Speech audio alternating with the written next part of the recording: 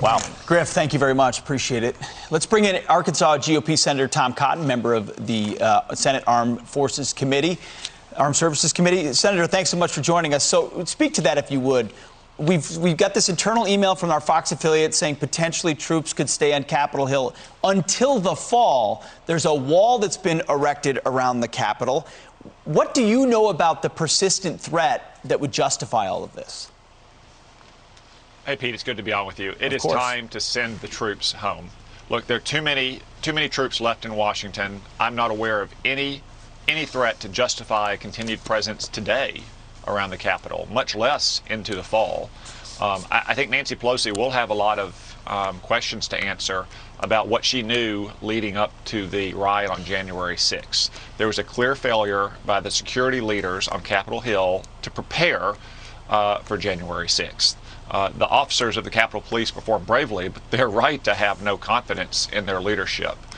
That doesn't mean, though, that we should turn the Capitol into an armed fortress or camp for thousands of soldiers. It means we should use common sense and assess the threats that we face and respond accordingly. That big anti-riot fence with razor wire around the Capitol, it went up overnight after January 6th. If, for instance, Joe Biden comes to the Capitol and gives a joint session speech in the next few weeks, as new presidents tend to do, obviously there'll be an increased security posture at that time. But Congress isn't even in session this week, yet we have thousands of troops guarding the Capitol where congressmen and senators and their staff work at a time when the security threats simply do not justify it, at least to my knowledge. If they do, Nancy Pelosi needs to come forth and explain why they do. Indeed. I think they're going to have a meeting later this week to figure out how they go forward. We'll keep people posted on that. Meanwhile, Senator, the Sierra Club wants the president's wall, his border wall, to come down. They said, in part, the wall itself is an immoral monument to settler colonial destruction. This most recent executive order should be a critical first step in stopping and eventually dismantling this immoral wall and the connected systems of border militarization. I just did a Google search on problems at our southern wall, and I saw a couple of stories that were talking about how migrants are falling off the wall, trying to scale the wall, trying to come into the United States, and are being injured, and then are being taken, being sent back to Mexico rather than hospitals here in the United States. That's the main headline I could find from the wall today. Steve, the simple fact is, as everyone knows, walls work. In fact, Nancy Pelosi erected a wall around the People's Capitol and has one up to this day, even though the security threat doesn't justify it. Obviously, the threat at our southern border has long justified a border wall.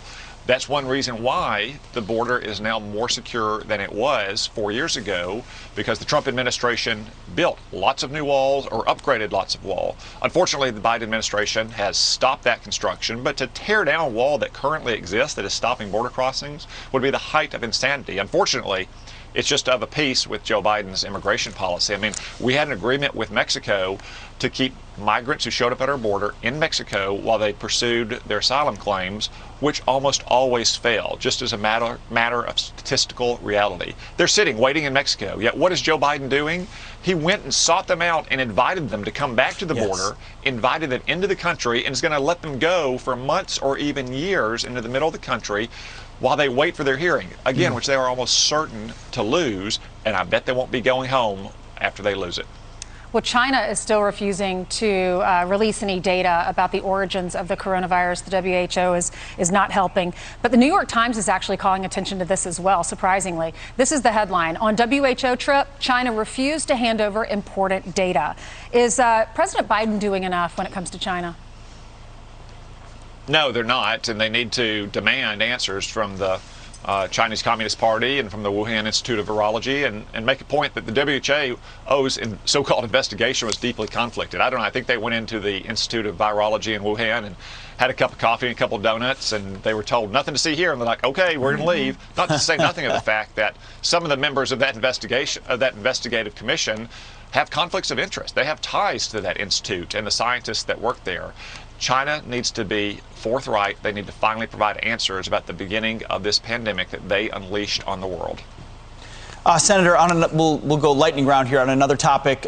Gallup had a poll out recently that showed that 63% of Republicans would be open to a third party, kind of a reflection of a referendum of how important Donald Trump has been to the party there. Lindsey Graham suggested it's a MAGA or Trump plus party going forward. What's the president's role in the Republican Party going forward, in your view?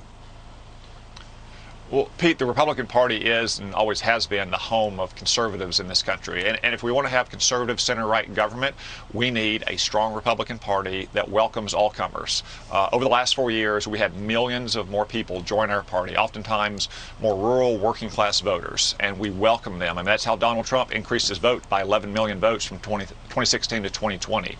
But obviously, we lost some voters as well over the last 4 years, and we need to win those voters back. And the way we do that is by standing up for America, protecting our heritage, making sure that every American has a chance to get ahead and succeed and keep more of their money and have their kids educated well and is safe on their streets. That's the way we'll get back to the majority status in the Congress and the way we'll win back the White House in 4 years. All right. Senator Tom Cotton, sir, thank you very much for joining us today from the D.C. area. Thank you, Senator. Thank you. Thank you all.